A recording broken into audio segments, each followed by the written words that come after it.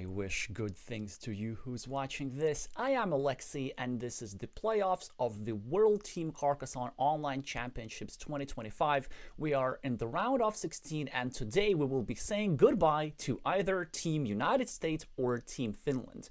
We've already eliminated two teams in this playoff stage. On Wednesday at the same time, the United Kingdom defeated Croatia 3-2, so Croatia is eliminated, and to my deep sadness and dismay and sense of emptiness and all kinds of negative emotions that I'm still feeling, Team Latvia has been defeated and eliminated from the tournament after convincingly losing to Ukraine 0-5. So today's match is expected to be closer than that for sure. The United States players are going to be the favorite. Not by much, but still to some extent, because their performance has been nothing but convincing.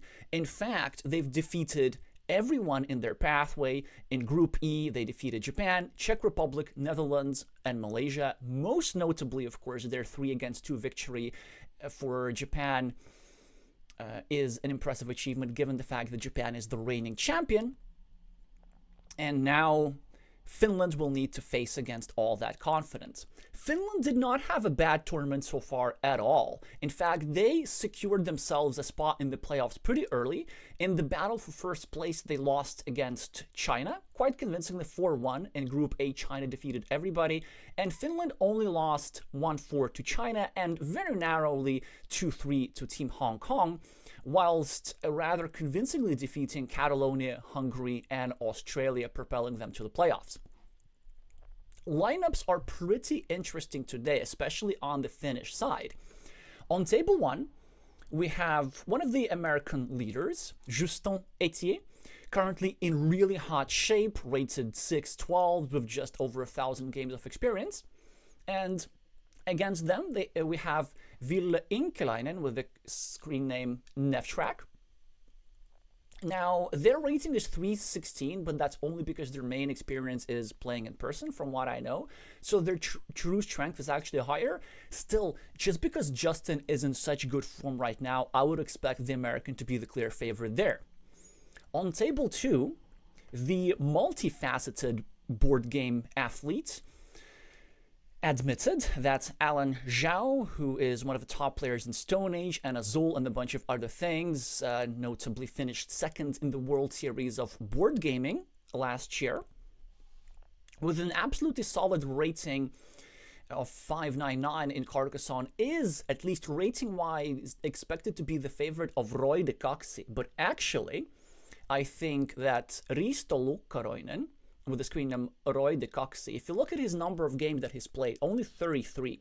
This means that his rating is still growing. And again, his main experience is playing in person rather than online. So that's where they're severely, severely underrated. And my prediction is that Alan might underestimate them. But not only because of this, their experience in the tournament so far has been nothing but convincing. In fact, they've won their duels both against Catalonia and Hungary, being instrumental in Finland's victory and chances to qualify. So it is no surprise that the Finnish captain trusts Risto for this one. And I'm going to go out on a whim and actually say that Risto is the favorite on table 2, albeit so slightly, despite the vast rating difference. On table 3 is probably the most uncomfortable pairing for the Finns. We have Ray 4, that's Rasmus Raurala, a former national champion and expert who absolutely has a solid grasp of the game and over 3,500 of experience, but he has one big flaw, and that's time management. You always think of Ervin Gal or Matej Tabak, but Rasmus Raurala is right up there in terms of playing speed, and sometimes it can be a good thing if you can put pressure on your opponent's clock. And honestly, I experienced this myself in the duel against Smile Hyphen in the playoff match that we played against Ukraine the other day. Like, when your opponent's playing fast, you can really, really feel the time pressure. But the problem is that he's faced against none other than Jacques Edelin, with the screen name Karki, who's the reigning national championship of the United States and has like 10,000 games of experience. They even have a move named after them. So the problem for Rasmus here is that Karki is also very, very fast and has a similar style and is just a bit more experienced and precise. So here I would expect quite a heavy advantage here for Karki. On table 4, now that's the most interesting stuff, and that's the table that we're going to cover. United States, Alan Fody, that's Crocodile Fundy, who has been shown on the stream multiple times and been instrumental in the victory over the Netherlands, for example. We've all witnessed, 2 weeks ago, that decisive duel between him and Patrick Bekkenot, where Croco prevailed 2-1. A very solid rating of 660 at the moment, over 5,000, nearly 6,000 games of experience.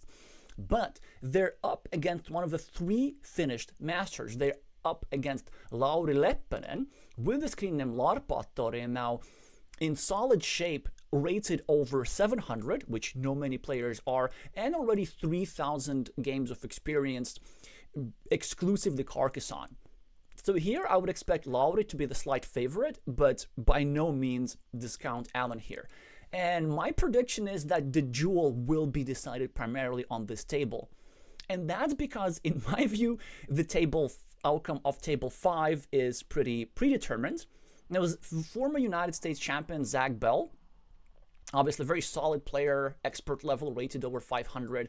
The problem for them is that they're facing against one of the best players in the world, the Finnish captain and fellow YouTuber Otto Ikonen with the screen name Nalaheim, who shares my passion for ice hockey and self-improvement. And they're currently now in also very hot shape. They've won all their duels in the preliminary rounds, and I expect this to be simply a learning experience for Zach, unless Otto gets royally unlucky. So that's my prediction. We're probably going to have 3-2, one way or the other. In 3 minutes, we're going to start the games. And let me just check my chat settings real quick. Also, since I'm a bit paranoid, first of all, do let me know how's the sound today. How's the image and everything? The sound in particular, that's the thing I'm the most paranoid in the world. The second thing, I'd like you to let me know who you're rooting for and who do you think is going to win. These are not the same things necessarily. DKL116 in the chat is saying, go Team USA. We already have United States support. Do let me know if we have any Finns watching. Speaking of Finns watching, one lineup choice which surprised me was the fact that Lapinkoski, the 3rd Finnish master, is not on the lineup today. I presume this simply has to be because that I know that Otto deeply thinks about his lineup choices, considering both the players' performance and attitude and players' and also player style as well, choosing the opponents which he's going to find most inconvenience against his opponent. And that's why his choice of, picking a lower rated player at face value who can actually play well, Roy de Coxey, I think that's a choice which is likely justified, but we will only find out that in the next 90 minutes or so.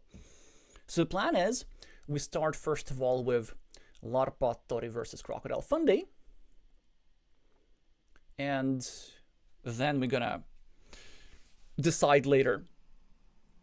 Presumably table 2 is going to be the second most interesting after this.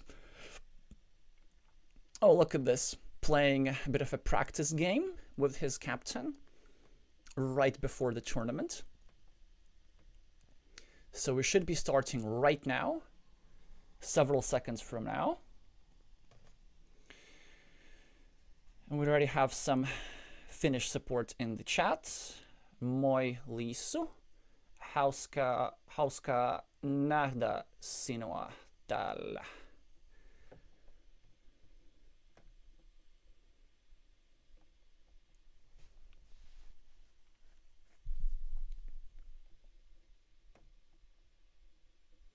All right, and away we go.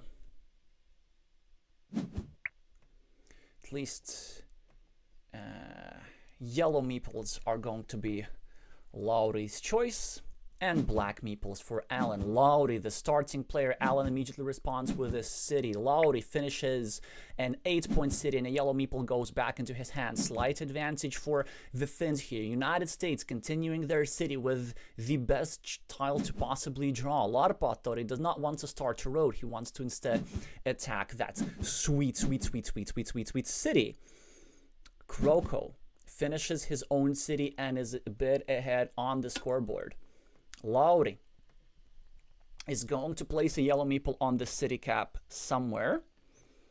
Hi Mingo, we see more United States support. Can we have another Finn in the chat to balance things out?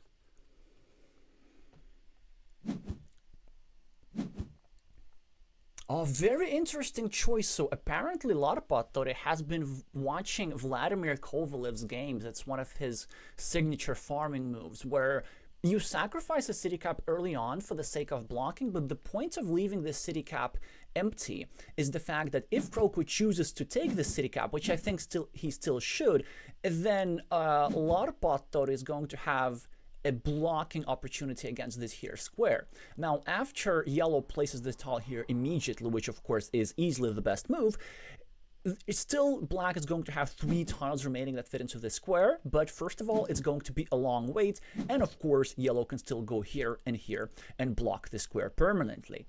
Kroko starts a city in a very strategic location away from the early farmer of Larpatori, and Kroko knows that in theory he could lose this meeple permanently and be at a disadvantage, and he's trying to close the position as far as possible if that were to happen. Lauri with an interesting choice here.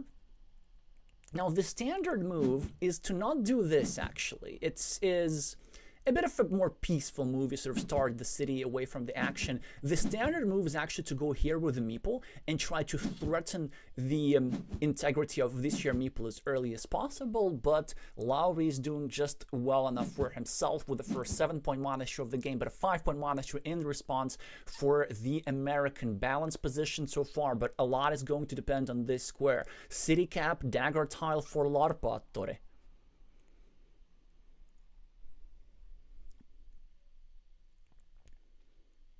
Now thinking a little bit, actually spending quite a bit of time already, 2 minutes down with 16 tiles played. This one is a bit of a strategic decision. Now if you want to build a new city and obstruct your opponent, this move makes a lot of sense. It actually does disrupt the plans of Alan of finishing the city over here. He's not going to be able to do that. Instead, 3 points is what we see. The top equity move from black, who is a bit ahead on the scoreboard but losing overall so far due to yellow's field control. Larpatori with a very annoying move actually, obstructing both the monastery and the city of Kroko, and a fantastic tile for Kroko, who is of course going to defend his meeple, and there were not many tiles in the deck that allowed that defense in the first place. Now there are 3 tiles that fit into this square. If black feels ambitious, he can even drop a farmer over here and start fighting for the field.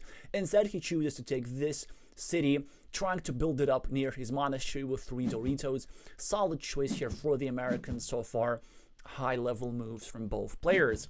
Kroko takes 2 points, obstruct Lauri's city. Lauri is breaking Kroko's city in return. Curvy tile for black. Both players are making scoring moves so far on preserving parity for the overall score. Dorito tile for Kroko. Great tile to continue his city and also develop his monastery and also threaten yellow's city on the right. In the meantime, the monastery in the center just looks fantastic. Waiting for one of the 4 other monastery remaining tiles in the deck to finish this here guy for 9 points and drop another monastery meeple for 6 further points.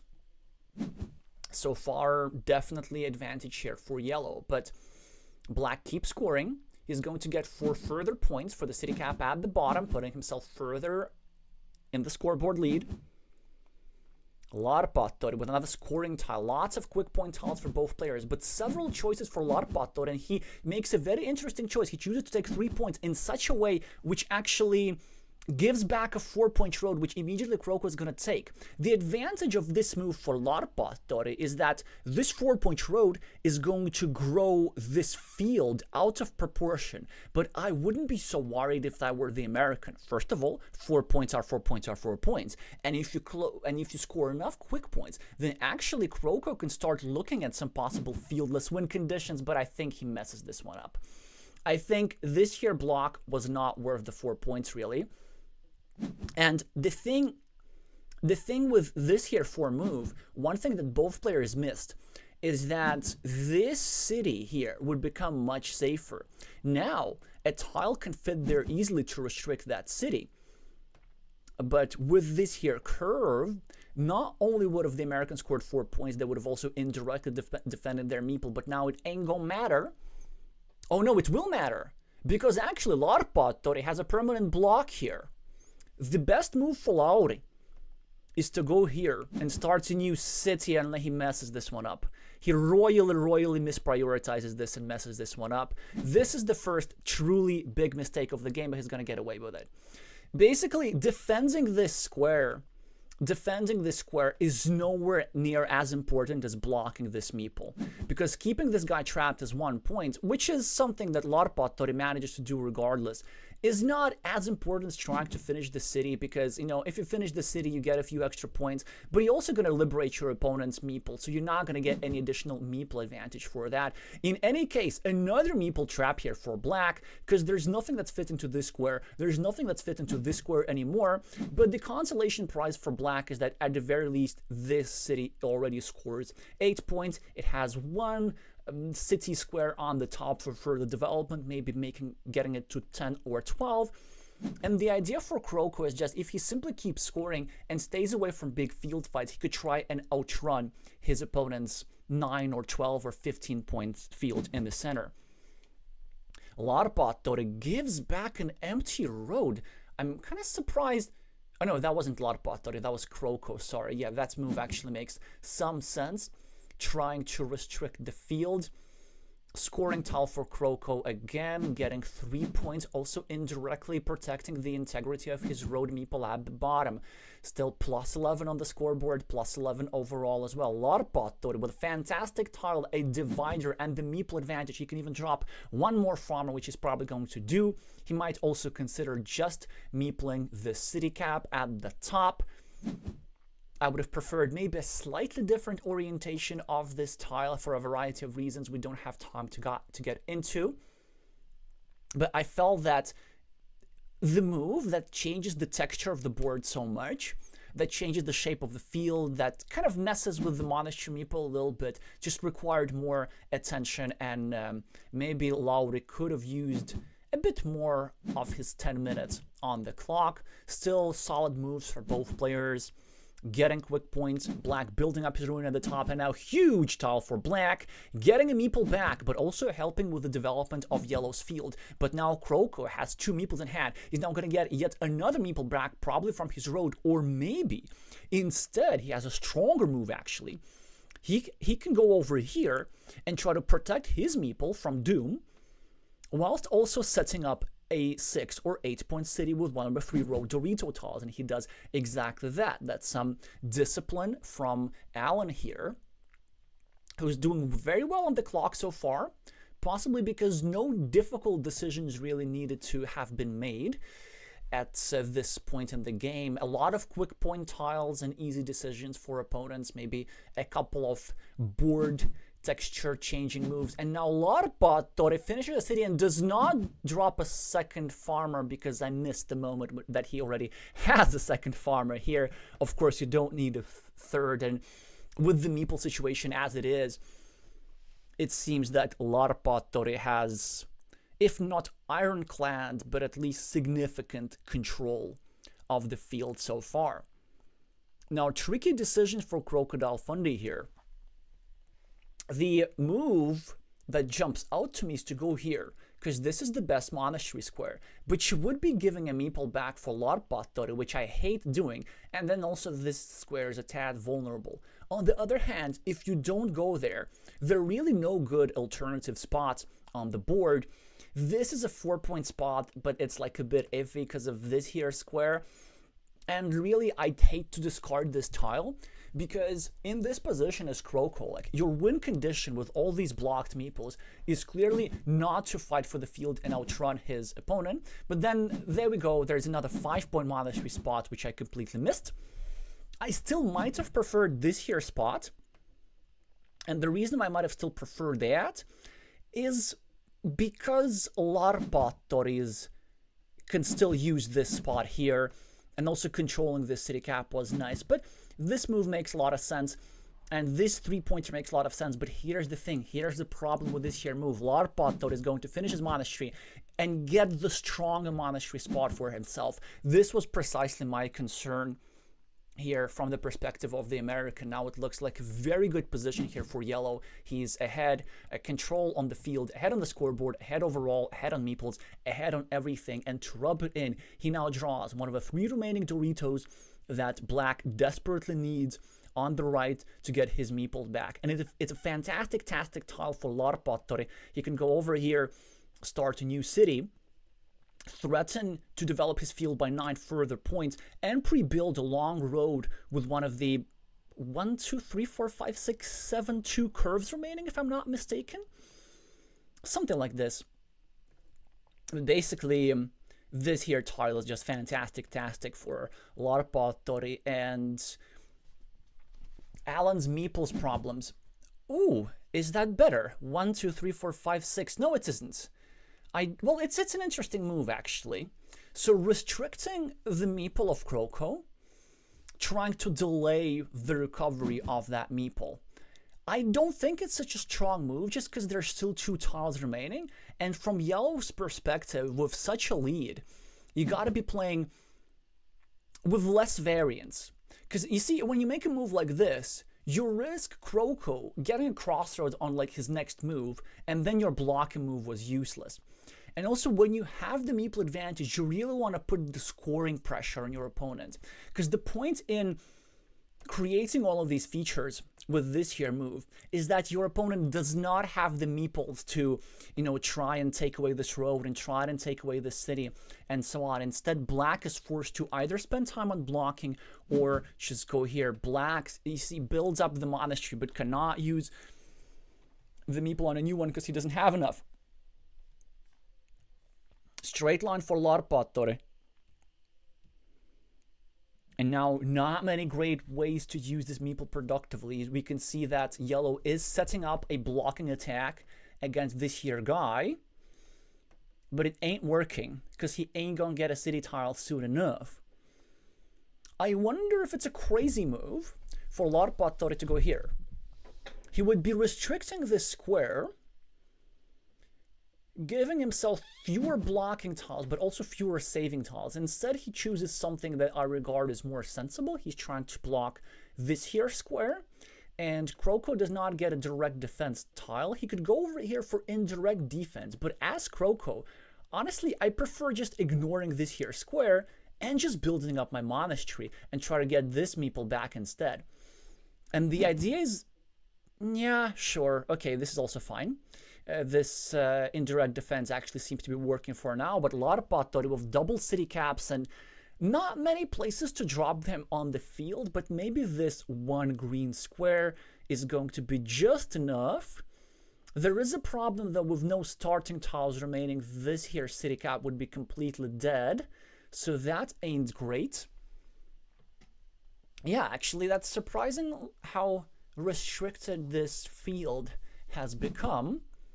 Instead, he takes another field for 0 points, which is an interesting choice, because it's not just 0 points. First of all, if Kroko finishes this one, then Larpattori is going to get 3 points compensation. But then, if somebody scores 4 points for this road, whether that's black or yellow, this guy is going to travel all the way through here, and even take advantage of this here city cap. And look at that blocking sequence just in time, just as Alan was going to breathe a sigh of relief and get a 6-point meeple back to his hand.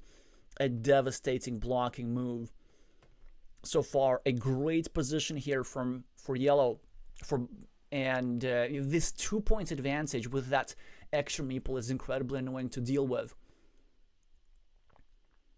So in order to win this game, Mr. Fody here needs to get his meeple back as soon as possible, and the only realistic way of doing so is just getting the crossroads soon enough. Not many great choices with this Dorito tile. Maybe it's time to gamble a little bit. Oh, check this out. Actually, how about we go here and we take a 6-point road. And if this guy gets blocked, we still have 3 road ends. Either the 2 crossroads or the 1 remaining horse tile to get a meeple back. This seems like a solid option. The only downside is that we won't have a meeple to clean these here city caps. But from Black's perspective, we gotta realize that we're further behind than the scoreboard suggests. We really have to score something more aggressive. And also, we absolutely have to draw a crossroad. It's not just that Larpattori has the overall score advantage +2. It's not just that Larpattori has the extra meeples. He also has greater threats. He has city caps in his field, which are waiting to happen. So 7-point moves waiting to happen. And he has another 7-point move being threatened here with the crossroads, 4 points for the road, and expanding his field to bring this here city cap. So this means that in order to win, Kroko is going to need at least 1, if not both crossroads, and he's going to need them soon enough. And this makes me think that going for the 6-point road is really the move. We could also consider something riskier, even still, going here instead for trying to make a 6-point city. We do risk getting blocked in that case, so that's a bit iffy, but let's just see how it goes. Self-evident is saying Larpattori is really playing blocky. True that, so far it is quite working out, because he did trap his opponent's meeples quite successfully. The only iffy move maybe was this here sequence, but even that is working out so far. So neither player has really, I think, made an outrageous blunder. All are kind of reasonable moves, but this is what makes this game so hard. Between the reasonable moves, how do you pick the best one? Larpattori takes the 6-point city, and Kroko gambles with a 6-point road correctly. He gets a crossroads immediately, gets a meeple back, and now he has a genuine chance. 2 more road ends remaining to get a meeple back and thus a meeple advantage. Larpattori continuing his city indirectly. That's a fantastic move by him. Kroko, is he going to use this tile to connect to the city? I kind of feel like he has to, because there's still the horse tile. If Larpattori gets the horse tile, he's going to get so many points by expanding his ruin that it doesn't even matter what Alan does. So I feel like he has to go here now for this 6-point city to equalize this guy and then still hope for another road end over here. Luckily for him, there's still 2 tiles that can allow him to do that. So this means that there's, what, a 40% chance that he's going to liberate his road meeple on the very next move.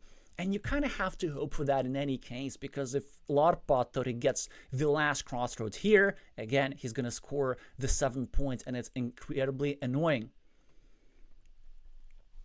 I feel like Kroko has to go for the city here, regardless whether he gets the horse or not. I doubt there's anything significantly better. And if we go there, I think that's a 40% winning chance for Kroko. I'm not sure as to all the remaining tiles, but I feel like he needs to get this road meeple back in order to score a little bit on his last turn. Because if he goes here, he's up +5. Larpattori with a straight line can probably meeple the 4-point road at the bottom, I guess. And then we sort of gamble for the crossroads. But now, wait, the problem is, like, if Larpattori goes here, he's up +4. And he's up +5, sorry.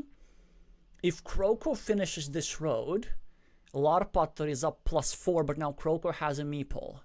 And then if Larpattori gets the crossroads, he can go here for 3 further points by expanding his field.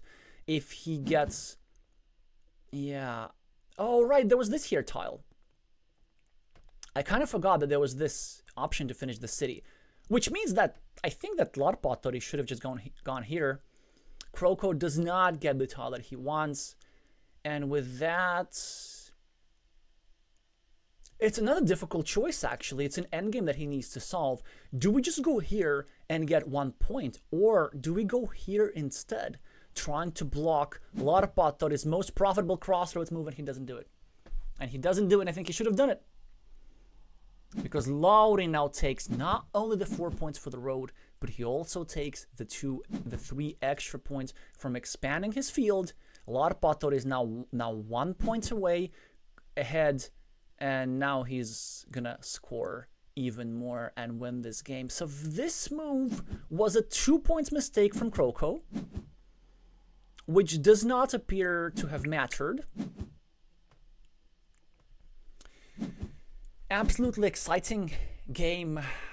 Really came down to the wire, to that crossroads. Reasonable 40% winning chance for Kroko, if I'm not mistaken. Maybe a bit less, because honestly, I really forgot for a long time that this city was finished here, which means that Black's position was even more difficult than initially anticipated. And it's just the Finn with his extravagant farmer who's going to take the first one.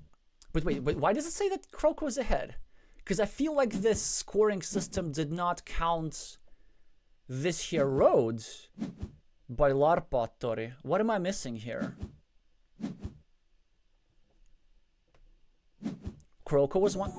Yeah, there we go. So there were 5 points missing from the scoreboard, but the 5 points from the road are there. +4 win for Lauri. And time to go to the second one. I'm not aware of the score in the other tables. You can see what's going on for yourself. You have it on your screen, I presume. Well, actually, let me look. I'm so curious. So what do we have? Admitted has defeated Roy de Coxy. Karki has defeated Rasmus. So far, good start for the United States everywhere except that key table 4.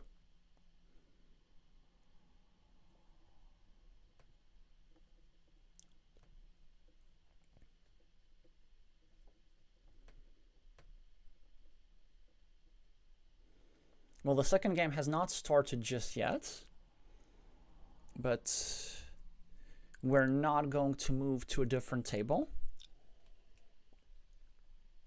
This duel is way too close and way too interesting to pass up.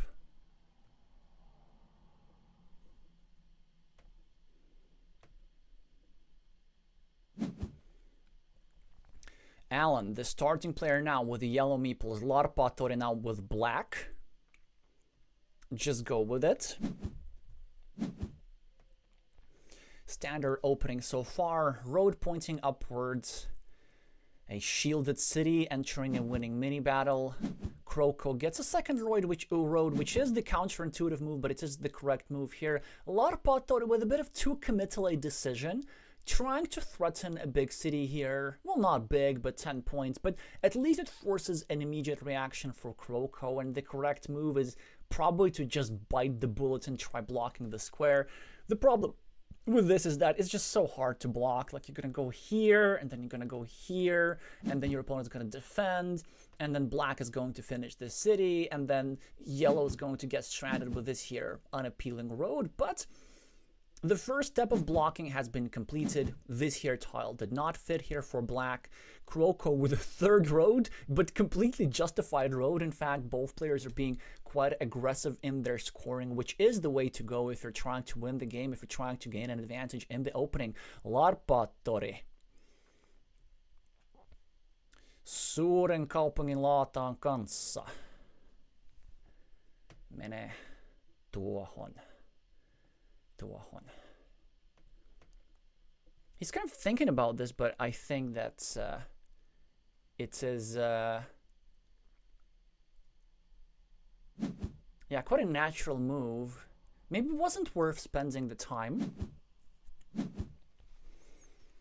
He must have considered the quick points, but it's just not what the position dictates. Kroko, with a valuable crossroads, gets one meeple back and also helps the other indirectly. Pretty much the best tile in the deck that he could have drawn. I do not like this orientation of the crossroads because it allows precisely this comeback by Larpattori, starting a new road and also putting a bit of pressure on this square. I think a minor teeny tiny imprecision from the player from Team United States. In the meantime, Lowry's threatening another 10-point city at the top.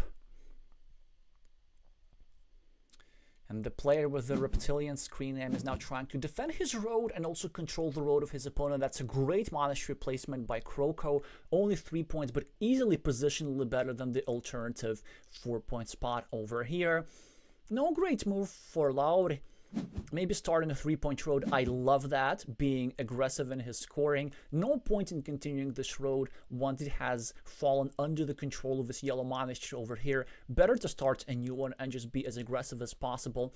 So far, even on the scoreboard, multiple threats of completing the city. Still, I probably prefer the Finn's position here, and Kroko makes a strategic, well, a tactical mistake so far.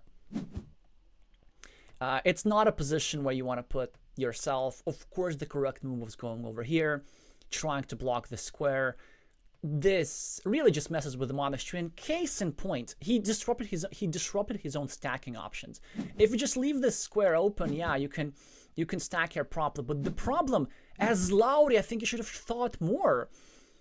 As black, a very interesting option would have been to have gone here and actually made the 25% block, but just to annoy the square for a long time. So a move which is a bit of inconsistent with Lowry's blocky style, but look at this. The quadruple city tile has been discarded, and the courtesy notification in the chat follows by the American, but this is great news for the Finn, because in the end game they're going to have the advantage again, because now they're going to get the last tile with one fewer tiles in the game.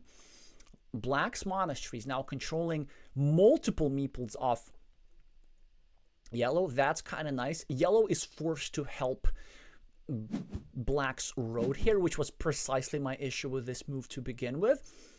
I have to say, like, very high-level game, but Black is being more precise. Black is being more precise here throughout. You know, these small, little, tiny things, they add up. And also, Yellow is now not being afraid of just having multiple meeples blocked. Lowry now finishing his city, and I guess Yellow has kind of to defend his monastery from the threat that he himself has just now created, which is exactly what happens, and it works. Lowry's not able to block that square, but he's going to go here and block that in square and inflict considerable pain on our American viewers here. Not much that Kroko can do. He chooses to start a new city, which makes a lot of sense. Dagger tile for Larpattori, who is going to take advantage of the city tile that has been left behind by Kroko. And even though it looks even so far, eventually this square here is going to get blocked. It's already heavily restricted, and Lowry is going to have the meeple majority, and I believe that it's going to be a 2-0 outcome. But again, I think a misprioritization here from Kroko. He's trying to save his monastery a bit too desperately, and this was a move that was played instantly, whereas it was actually stronger to go here and take this 6-point monastery and try to finish this road and basically say goodbye for these 3 meeples and try to grab as much compensation as possible. The problem of trying to save this here square so far, with trying to save the square too much, is because it's just very difficult to save in the first place. Like, this square is so likely to get blocked, and if Alan wants to commit to saving this meeple, he actually has to go here now. He has to help Lauri's meeple, which is not a great thing to be doing because now this black city is going to create further threats. Yeah, I feel like Alan is not fully understanding this position, trying to save meeples, and that works. The problem with that is that the success rates of that are pretty low. On the other hand, when he does succeed, if he does get that magical tile that fits into this square, of which there's only one remaining, then suddenly it's a very good position for yellow. It's going to be actually advantage yellow, really. So I can certainly see where Alan is coming from.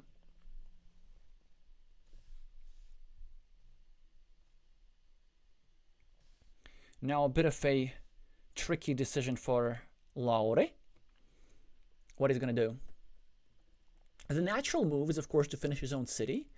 But given the fact that Alan already is short on meeples, it certainly makes sense to go here and try to put some pressure on this square as well. I would be probably inclined to do something like this, but then you know what? It's like I'm already feeling good about this position if I'm black. If yellow gets this meeple back, it's not the end of the world. Very often with some tiles that, that yellow gets here, we kind of get some extra help for our road. But he chooses to go the blocky route, not the orientation of the tile that I did expect. I mean, if he has to meeple the city cap, kind of, because he has all this stuff. And now Kroko can start more blocking. But instead he chooses to develop his city on the left, which makes a lot of sense. It does cost him, as Lauri successfully finishes the 8-pointer at the top, putting him into the clear lead, 23 points on the scoreboard and 3 points overall with an extra meeple. Kroko with a curve. And now we're going to see the meeple trouble in action. So many things that you'd love to do. I guess you can go here, and that will be a meepleless move that gives you value in both ways, that pre-builds a 4-point road, that goes through this square that you can meeple upon the completion of this city, whilst also exposing a square next to Black City here. But the move that I would like the most is something like this, but with a meeple. Preferably is going to get away with making this move meepleless, and that's fine. He gets the 4 points, although this move and just trying to play around with this squares was an option. In the meantime, Lauri's just cruising with his points lead and meeple lead. Somehow Kroko is managing to keep the overall parity, and that dagger, that sweet, sweet dagger, will it be drawn by yellow or not? Let me try and do something I haven't done in a while. Let me try and do this. Let me try and do a little bit of that. Which dagger was it? I think it was this one. There we go. I want to just put that up there for everybody to see. Some inconsequential moves have been made so far. Well, actually they are... Wait, why are I calling them inconsequential? They're very much consequential. First of all, Loud with a compensation farmer here. In case Alan does get the magical dagger. He now also successfully blocks this here meeple off yellow, whilst also blocking his own road, whilst also actually putting his city in jeopardy. So that would be funny if black were to lose 2 meeples whilst trying to block 1 meeple of yellow. Still, really good position for black, and everything still pretty much depends on that dagger. And now, surprisingly, it is yellow who has the temporary meeple advantage. Larpatori now finishes a 4-point road, but he could have considered some other moves. For example, not allowing Kroko to get a city cap here. Because if yellow gets this here move, yellow kind of wins with the dagger pretty easily. I don't know, man. Because as Lauri, like, you have to recognize that you're ahead. You don't want to over-rely on this dagger. You actually want to start gathering compensation for the event that your opponent draws the dagger, and this would include blocking this here yellow meeple, not allow yellow to set up a complete city. This farmer, super solid, 6 points, lots of green squares, and a compensation move. I kind of feel that we gotta follow this up, but the question is, do we do this right now? Do we spend a precious shielded tile on doing such moves, or do we just go here and try to build up our city? Yeah, and he does this with the valuable tile. I can understand this. So it's difficult choice, but one which may be necessary at this stage of the game. I mean, first of all, the 4-point tile was such that Lowry did not want to use it for blocking, but the second 4-point tile he does use for blocking. The third 4-point tile is going to be used as a 2-point tile, just because this here meeple was in a dangerous position. Still a huge draw. Alan takes 4 points on the right, whilst also making this here city of black dangerous. Black now would have finished his city, but he can't. Now probably needs to do something like this, maybe trying to create more threats, trying to get with an 8-pointer over here while his 12-pointer, potential 12-pointer at the bottom gets blocked. Or maybe he can just YOLO it, like going here and hoping that your opponent does not have a straight line, and then trying to cover up or drawing a triangle immediately to finish this city and even drop a 6-point farmer is a completely legit option. Croco with a curve. Probably looking to block something. Well, actually, if you go here, really? Okay. Playing with fire here, I mean, it's a good farmer, but if you have a move with which you can block this square, like so easily, there's just a 1-tile block, because there wouldn't be any right-handed daggers remaining to fill.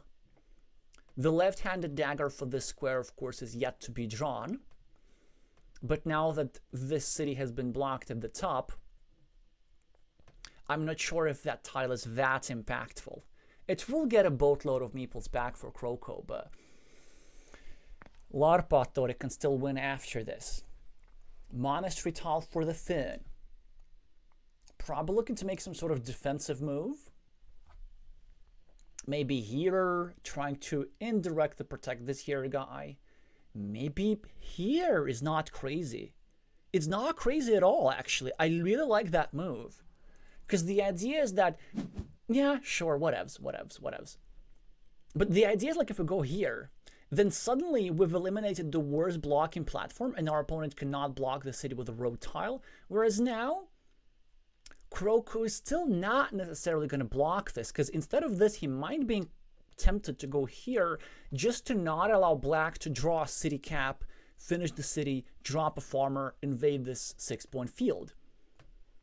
It's not obvious exactly which threat do you need to address first as the play with the yellow meeples. What is evident, however, is the lack of hot beverages that I'm having. Just trying to finish the last sip to still save my voice for the remainder of this match. You know what? I'm going to leave you for like 30 seconds. I hope that Alan now thinks a long time about this, because I really, really need that liquid.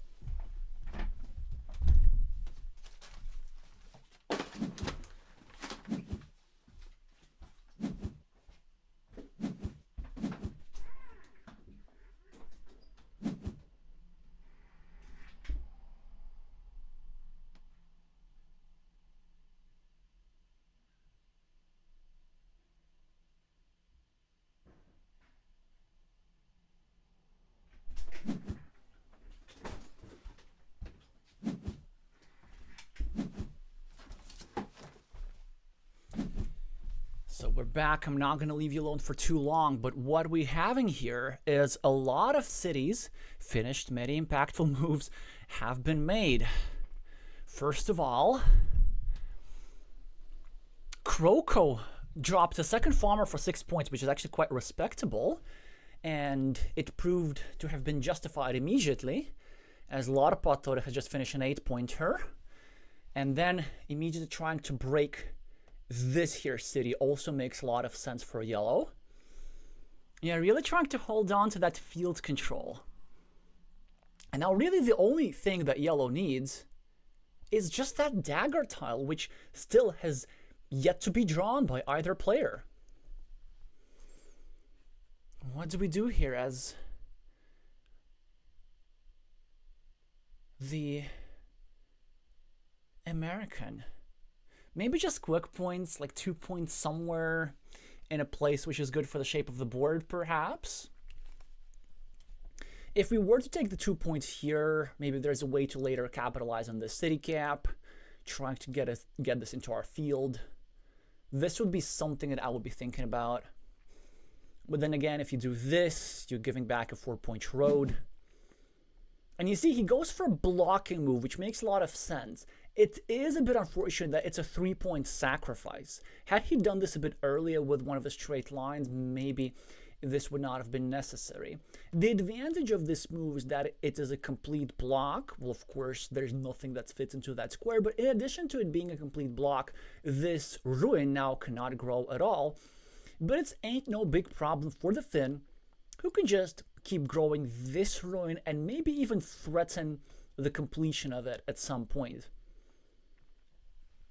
If I'm not mistaken, there are still city caps to accomplish this, as one starting tile, like this, is still lurking somewhere in the deck. Lowry, with 5 minutes and 30 seconds on the clock, continues his city, makes a natural move, and he's thinking about dropping a farmer here, which actually makes a lot of sense.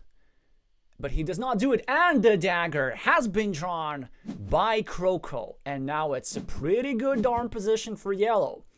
He's going to get 2 meeples back. He's going to give meeple back to Lowry. He's going to get a 3-point road himself.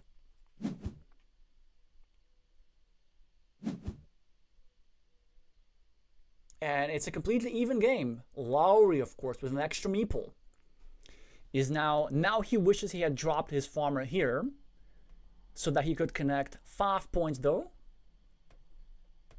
for the Finnish master.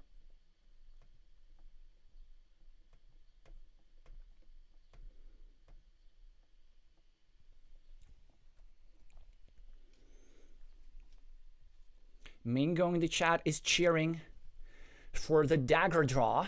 The critical tile has been resolved, and for once in my life, I've actually remembered to remove the graphic before the end of the game, so I'm very happy about this. But the American is still not out of the woods. He's still actually behind on points and meeples, but he has threats.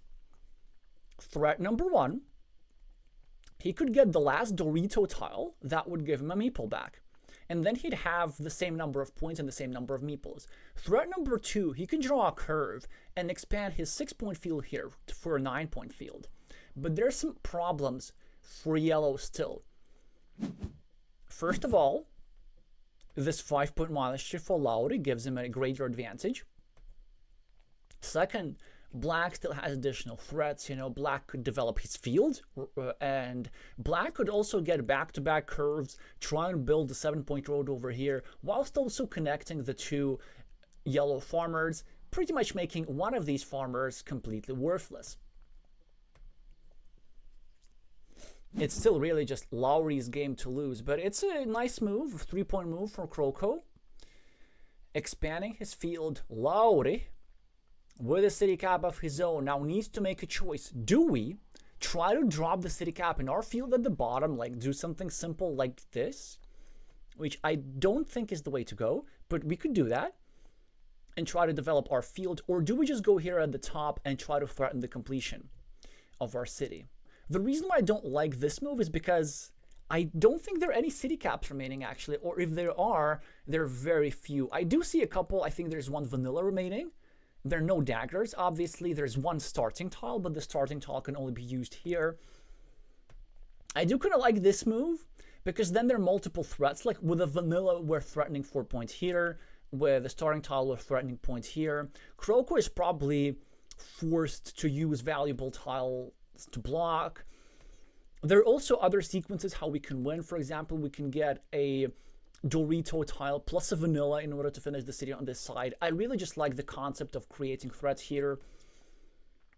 And he does exactly that. I would even meeple that top city cap, even though there's only one city cap that fits there, in addition to the starting tile. I ain't think it no bad move. Okay, this farmer also makes a lot of sense. But now Kroko gets a 6-point tile. It's a fantastic move. He doesn't even bother blocking just because he's so far behind. Larpatori with a curve. Now it's a fantastic draw for him. He can go for that sequence. He can go for a 4-point road, turning into a 7-point road, and just making this yellow farmer very, very, very, very, very sad, whilst also indirectly protecting this here square.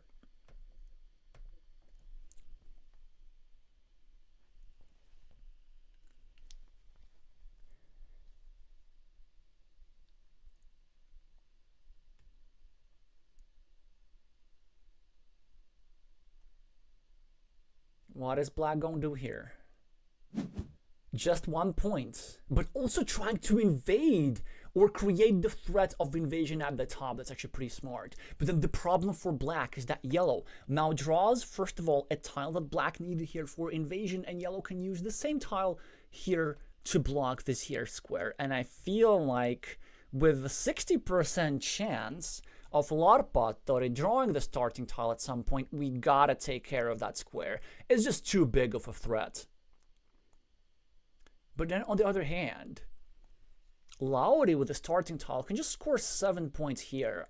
Like, I don't even think there's a win for yellow. Not that I see, obviously. And even though yellow is only 2 points behind for the price of a meeple, which is not a lot of points, it's just all these threats that black has is pretty annoying to deal with. The field invasion, the city completion, the 7-point city at the top waiting to happen. It's just a little bit too much. But Kroko with a lovely move and a genuine chance to win as a result. He's going to try and build a 6-point city for himself. Lauri does not have a chance to block. What he has to do is a chance to say thanks to the board game arena developers who have given him the tile that yellow needed over here for this square. Lauri is now going to meet with this 4-point short and try to threaten the completion of this city, but I think the chances of Lauri finishing are only a 5 in 6 because he's needed one of the 2 city caps. Krokon is going to get one of the 2 city caps, but is he going to use it to finish his city, or is he going to go here and block this square? Because Kroko, if you go here and finish the city, then you're ahead. All you need to do is dodge a starting tile on your previous move. Because I think, I'm not sure where the other 2 tiles are, but surely as Kroko, you can probably later block that here square. It's a complicated endgame. Okay, I'm looking up the tiles because I can't. We don't have time for this, right? So the remaining tiles are interesting. Starting tile, Dorito, and a cow. Ooh, this is actually pretty bad. This is pretty bad because we have 2 threats. Wait! So, at the very least, what Kroko has plenty of moves that give him like a 33% chance of winning. So the remaining tiles are Dorito, Big Tile, and Starting Tile. And there are plenty of ways how we can hope for the Dorito. For example, a move like this gives us the chance to complete this here city with a Dorito for 8 points and a farmer, which is enough to win, whilst also blocking the square for the event that Lauri draws the starting tile. Moreover, if yellow draws the Dorito, this means that Larpatori will not be able to use this Dorito to invade the field over here. So that means that at the very least we have 1 in 3 chance of winning by setting up the Dorito. And I don't see anything better yet necessarily. I mean, of course, there's several other moves how we can set up this starting tile as a winning tile, perhaps. And actually, I don't see that either, really. He finds this. He finds the move. I'm pretty impressed by this, actually. I mean, it ain't gonna work, because it is the Finn who gets the Dorito, but he does find his 1 in 3 chance of victory, which I believe was his best shot. But Laurpatori can still mess this up. The correct move for the Finn is, of course, to connect the field, giving him an insurmountable lead. But he might want to decide he wants to finish the big city instead, which ain't gonna work.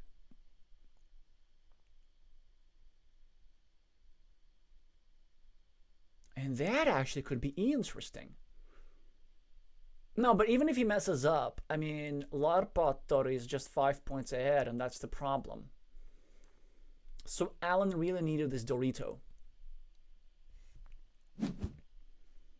And he does connect to the field. Kroko is going to get the starting tile. He is going to take 3 points somewhere, either for a road or for a field. Not many options at all.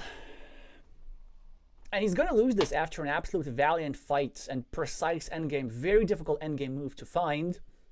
We, of course, here have our cheat sheets. The players don't. They need to do the counting of the points and the tiles all by themselves. But like, even with the perfect tile and points information, the move that yellow had to make was not obvious at all. So serious credit goes to yellow for solving this endgame in stress conditions.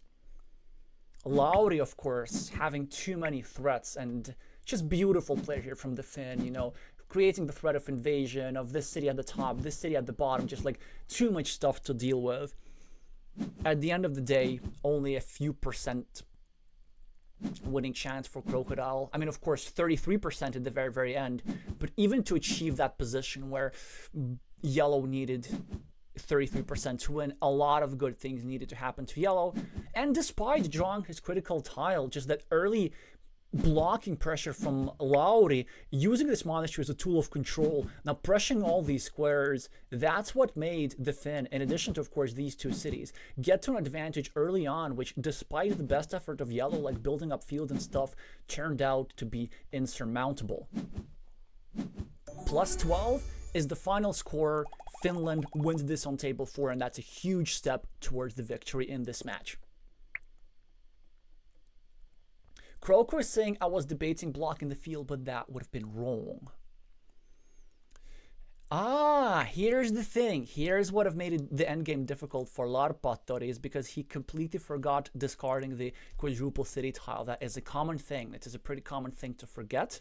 How many of you all remember that the quadruple city tile was discarded at the start of the game?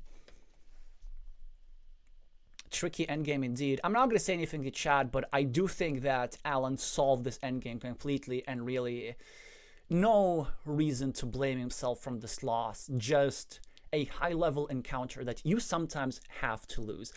We're going to spend a few more seconds seeing if players add anything interesting in the chat. Kroko is saying you just got so far ahead early. That is true.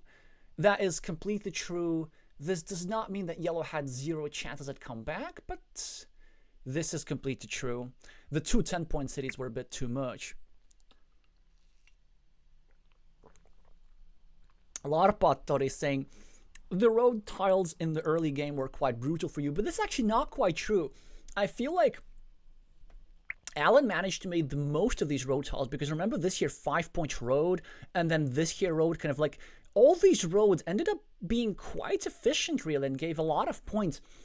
Because the way that Alan used these roads, he actually used them as 2- and 3-point tiles, trying to pick up empty pieces. For example, this here road was worth 5 points, but it was only used building 2 tiles. First of all, this here by yellow, and then this here by yellow. But in addition, this here tile by yellow actually also helped this here road, which was only built by 2 tiles, this one and this one. And this one also helped with the development of the monastery as well. So actually, he got like 9 points with 3 tiles, which is even better than the city, really.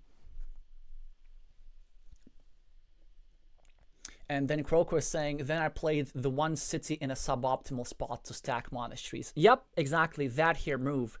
Yeah, actually, you know, I was saying that Alan doesn't have to blame himself for this loss, but I kind of take that back, because that move did end up costing him the game in the long run. Remember when he made it, I told that it's like a just an unfortunate position, a clunky position to put yourself in. And even though he got some kind of monastery stacking, that temporary meeple disadvantage was a little bit too much. Yeah, sometimes only one imprecision, it's all it takes. And despite his best efforts to come back, it is going to be Lauri who's going to run away with this one. So how are we doing on other tables? United States now have won 2 duels.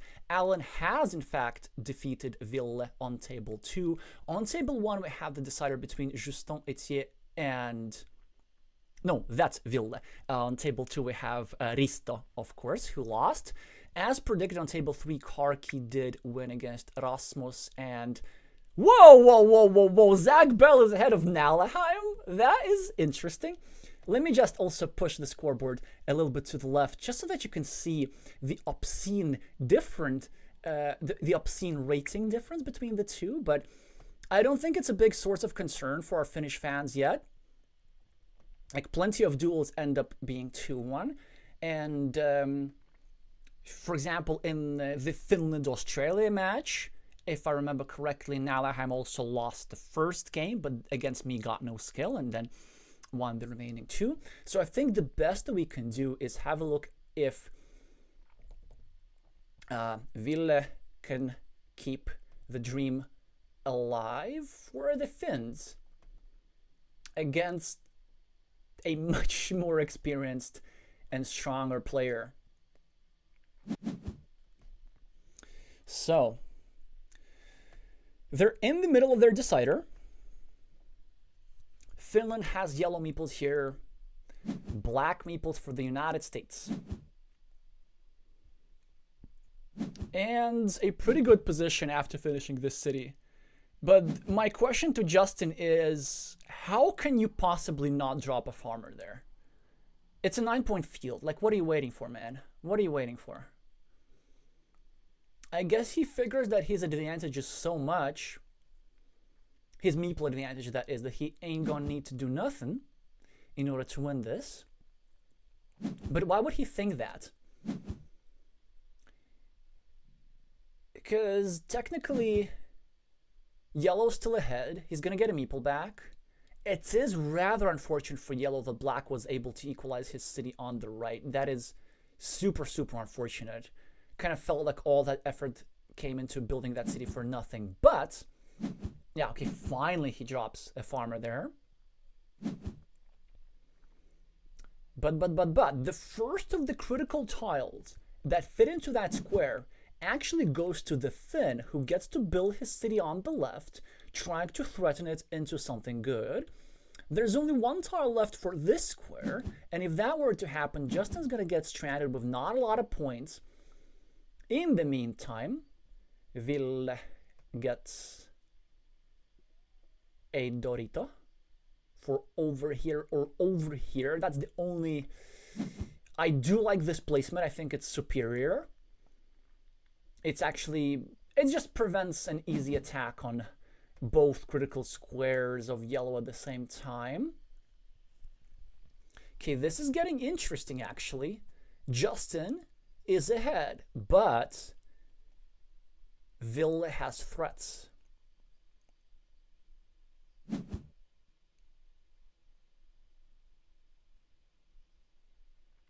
Wait, what? Hi, Alan. Hi, Larpattori. Congratulations for your win, but commiserations for your loss. Is self-evident is saying that Zach Bell won the second one? Well, certainly congratulations to the Americans for this incredible takedown. I mean, Otto, of course, is also human. He can lose and stuff, but I wonder how he feels about that one. But I hope that Neftrak does not know about that result. I hope that on this table we're going to still see the best from the play with the yellow meeples.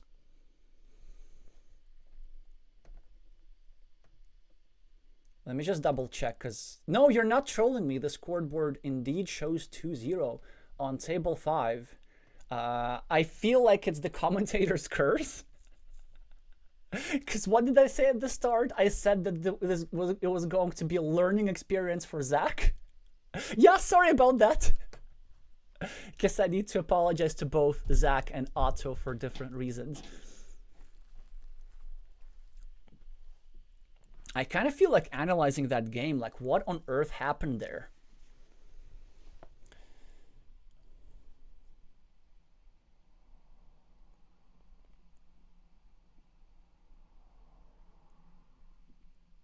And even this looks pretty good for Justin.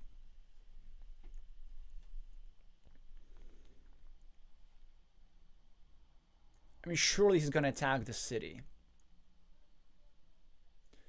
He has to attack the city because he's... but actually this is not obvious because you see, he's ahead but like not by much. And let's say if he does attack the city here, he probably needs to invest a meeple in it.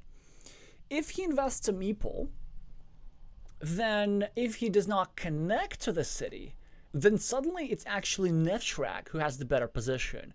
He's going to be only 4 points, only 5 points behind with one extra meeple on a very wet board with a lot of threats. No, here are some scoring options for yellow. On the other hand, scoring options here for black. Of course, a critical tile that black can draw for this square. And that's why Justin does not want to part with his penultimate meeple. He goes for the blocking move instead, and this one actually makes a lot of sense. First of all, we do make sure that if we get unlucky from black's perspective, if we don't get that last Dorito tile with the road, then at the very least, we don't get the double damage of that Dorito tile with the road going over here. But the problems of yellow do not stop there. There are no field Doritos remaining at all, which means that the only way to finish the city is to get a triple city tile and then a city cap. But if yellow is fortunate enough to get a triple city tile, then we're going to have another chance from black's perspective to go here and attack that city further, either attack or block. But yellow is still fighting back with a finished monastery and a 6-point field of his own. Actually, he's technically ahead, but the Dorito tile goes to Justin, who's going to finish the shared city, going to get both meeples back, going to develop his field at the top, and also possibly meeple either a 3-point road or a secondary 3-point field for insurance. It's a huge tile for Justin, who's going to really just win. It's going to be very difficult for Nevstrak to come back in this one. And then if Nevstrak loses, maybe Otto won't feel too bad for losing on his table.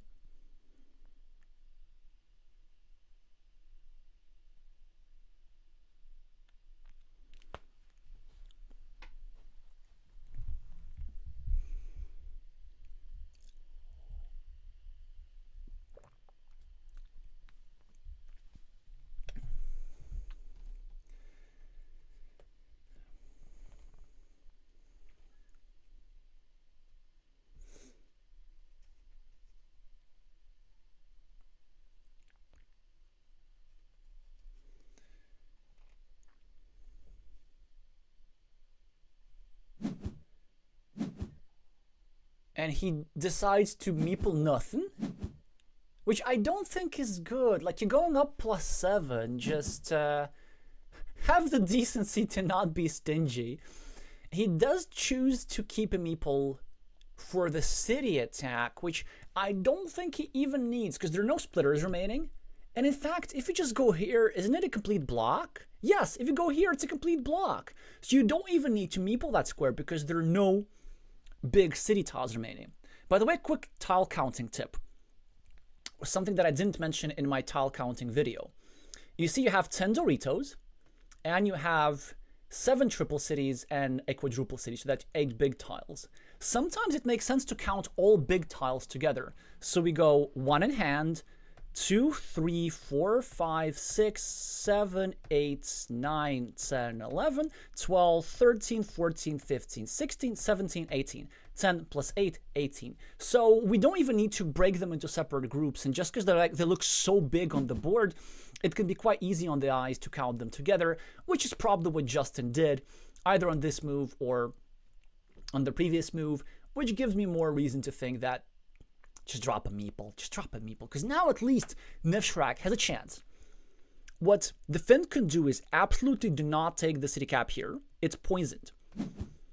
This is interesting, but it's not the move, man. We gotta do this. We gotta invade. We gotta invade here. That's doable. I mean, that's pretty interesting. He's kind of trying to build the city. It's a 5-point city, but the chances of it finishing are so low. Because, you know, there's this usual double Dorito pattern. This is the way how you normally finish those cities. We just counted that there are no Doritos remaining. And I'm not even sure if there are 2 city caps to finish that city properly. Justin takes a 4-point road instead of taking 5 points over here. I wonder why that is. Maybe not wanting to give this road back. Nevshrek, I guess, can go here for 4 points, or he can try and just YOLO it for the city, trying to get one more dagger tile. 1, 2, 3, 4, 5. Still one more dagger tile remaining, and finish this here city at the top, perhaps. He's -5. It's an awkward amount of points to be down. I kind of feel that attacking the rightmost field of black is the way to go, one way or the other.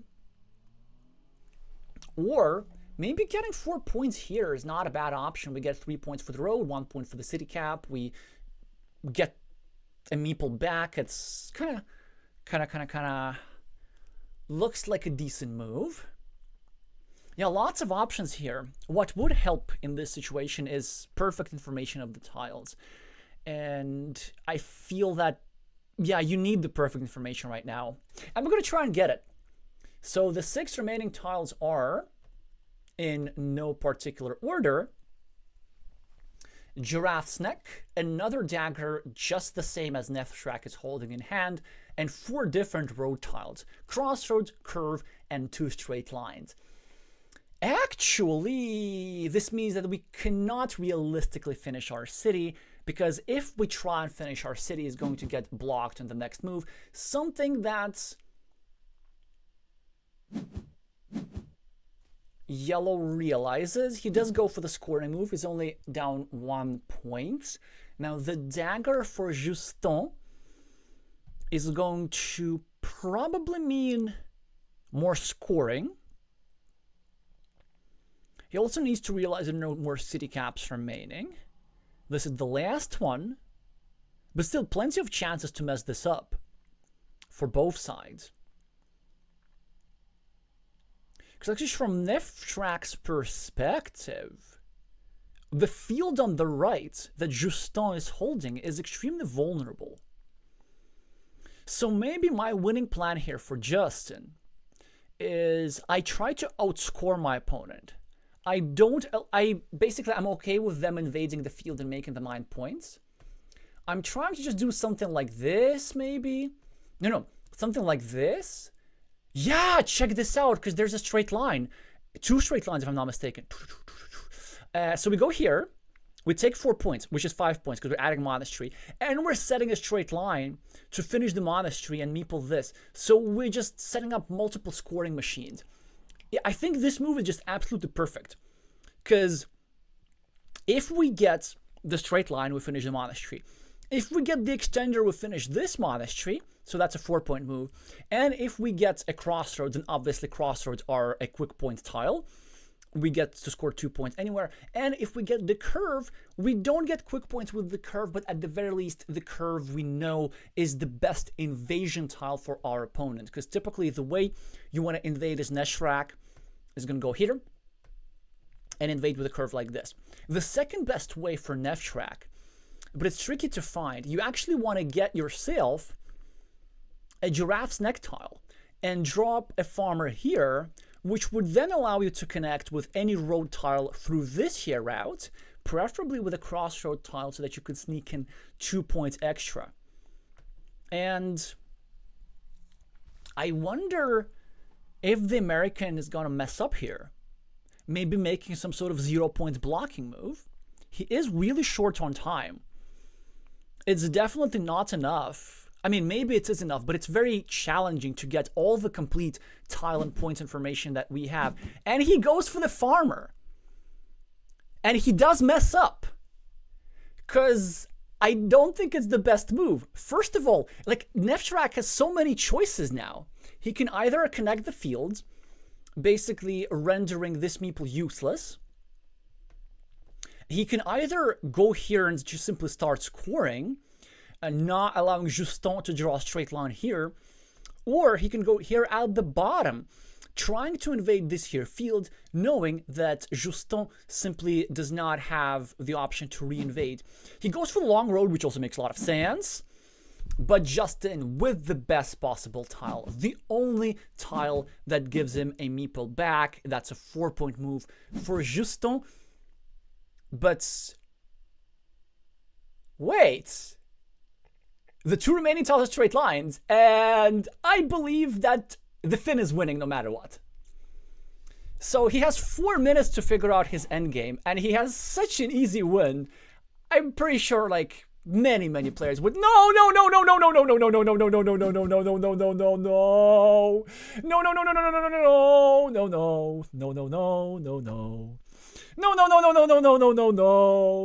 Ville.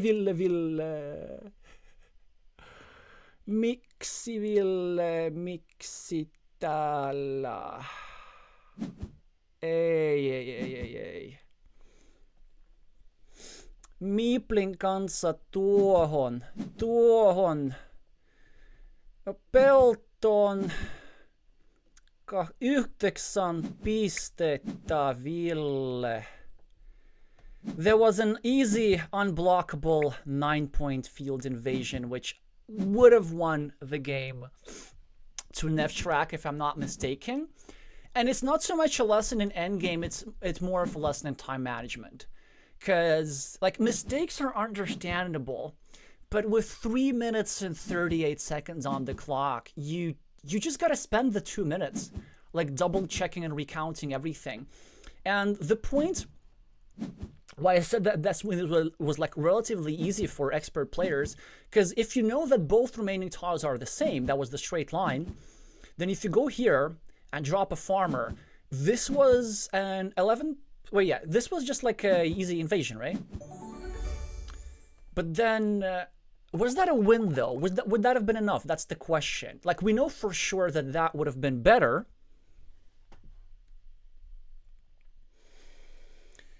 We know that that would have been better, but by how much? So -9 is the loss. Okay, now y'all will need to remind me, because how many meeples did Nevtrak has in hand? Was it 2 or just 1? If it's just 1, then the best they could have done was going here and dropping a farmer, of course. Then they used the last meeple to connect, right? And so they would have scored 9 points instead of 5. Actually, they would have only scored 4 points more. It still would, of course, been like the more precise endgame play, but 4 points would not have been enough for the Finn. So a convincing win, 4-1 for the Americans, sort of something to be expected. I definitely expected a closer duel on table 2 between the other Alan and Risto.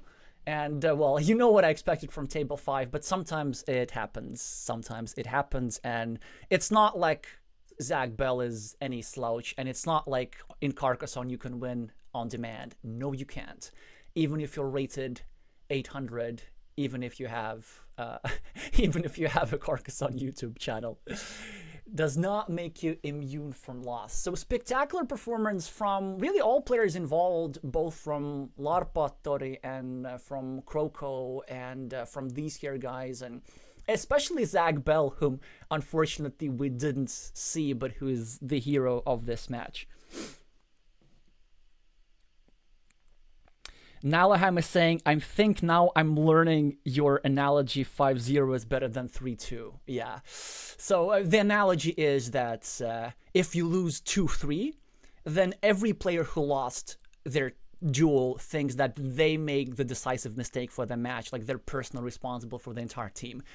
if you lose 0-5, sure, maybe there's some mistakes, but it still like would not have mattered. So it's psychologically much easier. So I said that I'm sad after loss to Ukraine to this day, which happened a few days ago. But I think if we were to lose 2-3 instead of 0-5, I would not have. I would just not live this down. Whereas now, maybe this will be a bit easier emotionally for Finland. But it doesn't matter what's emotionally easier. We know that practically the outcome is the same. That the Cinderella story is ended. Finland has been eliminated despite their spectacular performance, and they will be looking forward to come back this year and fight, not necessarily just for a better position. I feel like they're in a position to just fight for the title, because I've seen how much they've grown in the first year and their second year, and obviously they have a team captain who makes them practice. Well, they already have 3 masters. They're probably going to have 4 or 5 in the next year. Enough to stack a lineup.